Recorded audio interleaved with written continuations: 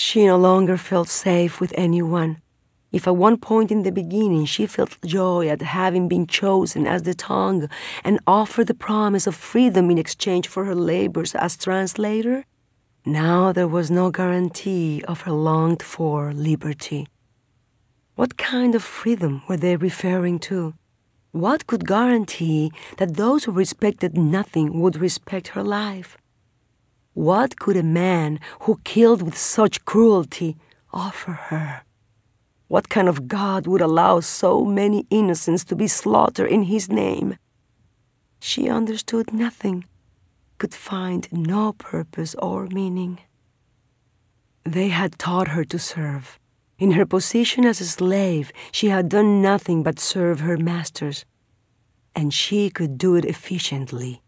In translating and interpreting, she had only followed the orders of her Spanish masters, to whom she had been given and whom she had to serve promptly. For a time, she had been convinced that her good merits as a slave, as a servant, would not only help her achieve her yearned-for freedom, but also accomplish a positive change for everyone else. She, in fact, had believed that the Spanish God was the true God, and that he was nothing else but a new manifestation of Quetzalcoatl, who had come to make clear that he did not need men to die on the sacrificial stone. But the way she had seen the Spanish act left her desolate, destitute, disillusioned, and, above all, horrified. The obvious question was, who was she going to serve? And more important, why? What was the point of living in a world that was losing its meaning? What kind of person continued? She didn't even have the comfort of seeking refuge in her gods because, to be fair, she had to admit that Quetzalcoatl had done nothing to defend his followers. The truth was that she, as well as the Cholultecans, had thought up to the last minute that Quetzalcoatl would reveal himself, that he would flood Cholula, that he would find some way to defend his faithful, but he was never heard from. A feeling of vulnerability seized Malinali. Suddenly, all her fears and all her guilt took up arms in her heart. They struggled to be acknowledged, valued, and accepted. The eternal fear of abandonment, of loss, of being an unwanted girl, not appreciated or taken into account, presented itself more forcefully than ever before. It had been reborn. It had a new name, a new identity, new gods, but she did not yet know how it was going to punish her. Yes, she felt that she deserved a punishment. She had always felt it. She had never understood why, but each time that she had been given away, she had felt in the depth of her heart that it was because of a wrong that she had committed. Perhaps the simple act of being a woman, or some other thing. But that was how she felt, and that was how she experienced it, as an immense punishment. Now she understood less what was happening, her mind unable to absorb so many changes in so little time. So many words, so many ideas. The one that proved the most difficult to understand was the devil as the incarnation of evil. The concept that the devil was a fallen angel, distant from the mercy of the Heavenly Father and condemned to live in darkness, who at the same time had the power to do away with all of divine creation, was never very clear to her. If he had such power, why didn't he use it? And if to do it he needed for men to open their hearts to him, then he wasn't as powerful as they said. What kind of a demon was he? On the other hand, was the true God so dim-witted that he had created a power capable of destroying him? And was he so weak that each moment he risked that his children would forget him and give in to sin? No, she could not at all understand the Spaniard's ideas about good and evil. For her, the spiritual world had an intimate relationship with nature and the cosmos, with their rhythm, with the movement of the stars through the skies.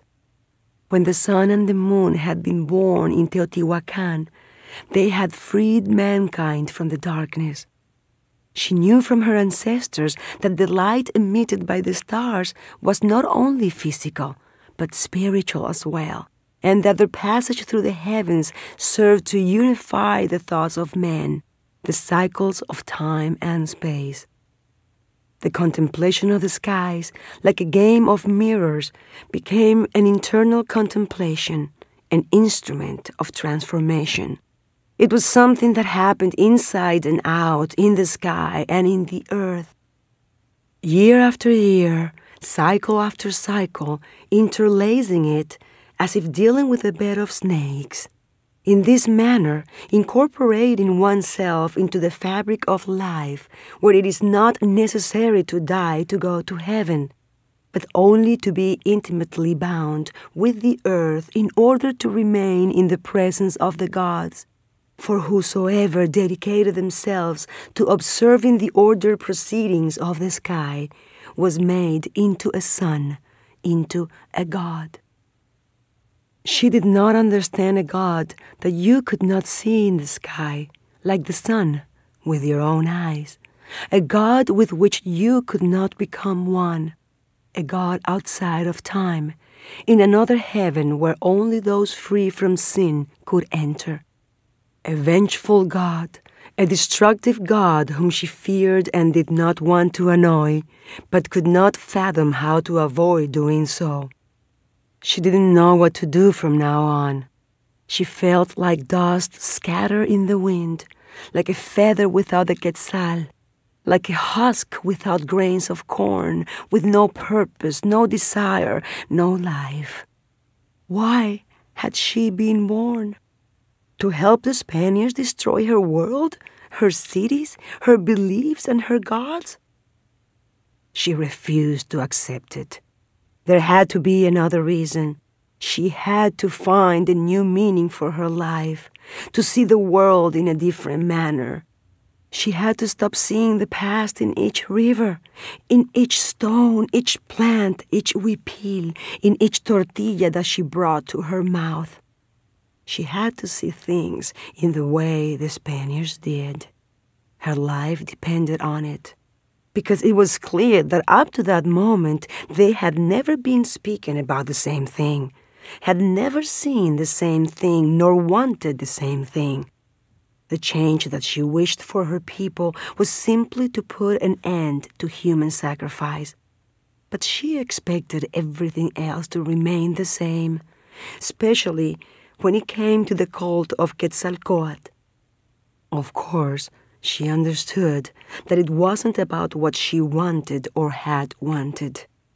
Nobody cared about her opinion, and for the moment she didn't care to return to the city to see what was left of the great Cholula.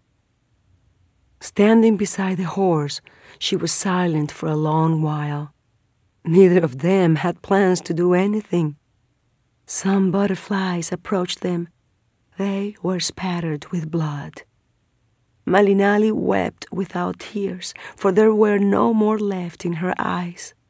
She wanted to escape so as not to see, not to hear, not to know. Her mind took flight and found itself outside of time with her grandmother on the day that she had taken her to a sanctuary of monarch butterflies. This ends Disc 3. Malinche, Disc 4. It had been a joyful spring day. Malinche was dressed all in white with necklaces of feathers and jade bracelets and anklets. She was excited, for her grandmother had told her that the butterflies had returned and she was taking her to see them. The child did not understand why they left each year or why they returned, and curious, she asked her grandmother why the butterflies didn't stay in their homes so that she could see them all year long. The grandmother explained that the butterflies, like so many winged creatures, were great travelers, and that this was good, for moving with the wind is what makes one change, renew, become stronger. Each journey of the butterfly was a struggle for life. They migrated in search of food and a climate that would allow them to survive the cold winters. Otherwise, they would perish. This way, they fulfilled a promise of life. Her grandmother explained to her that within the human body, we all had a traveling butterfly buried in our pelvic bone. That was the bone that symbolized them. When the flower opens, the butterfly comes, her grandmother said. When the butterfly comes, the flower opens. This meant that the energy generated by the butterfly at a certain moment liberated itself from its source and flew upward through the innards of the bone, through the spinal column until it reached the bones of the skull, which symbolized the celestial dome. This journey was a repetition of the one that Quetzalcoatl had taken on the moment of his initiation and his transformation into the morning star. Whoever went through it, like him, became a god. And for the grandmother, the return of the butterflies to their sanctuary anticipated the eventual return of Quetzalcoatl. The child was very excited about the trip, overcome at the prospect of seeing so many butterflies. Malinali's mother had been opposed to the idea of the journey, saying that it would be impossible for the blind old woman to endure such a trip, and on top of that, to care for Malinali, who, according to her, was such a restless and disobedient child. The trip would have been cancelled had the grandmother not argued energetically and forcefully that to travel to sacred places it was not necessary to see, and that her years did not matter, for fatigue did not exist there, and that no one was going to stop her or convince her not to go, because, aside from everything else, it was important for Malinali to come to know the origin and eternal return of life's creation. And I will not die in peace, nor leave this world until I have made this journey with my granddaughter. So she asserted, and thus, hand in hand, Malinali and her grandmother left on the road to the sanctuary on the first day of spring. They walked for 3 days, resting in small towns along the way, where they joined a group of men and women who were traveling to the sanctuary, to the ritual of initiation where, each spring, the wind and the abundance of elements are summoned so that people may obtain from the earth and the skies the riches necessary to fulfill their tasks. During their pilgrimage, they passed through a town where men and women dedicated themselves to the carving of stone, projecting on them the image of all the gods, all the suns, and the graven thoughts that would become eternally scripted into the stone. This task fascinated Malinali, who learned that even the hardest thing was malleable and that the entire universe was flexible to goodwill. The child then asked the grandmother if, since there was a butterfly inside the body, there were also stones like these. Like these? Not like these, no. But sometimes the heart of a person can turn to stone. On the one hand, it is good to be firm, not to be shaken up by any little thing. But it is not good to be too hard, for it will take longer to understand the truth, to be set afire with love.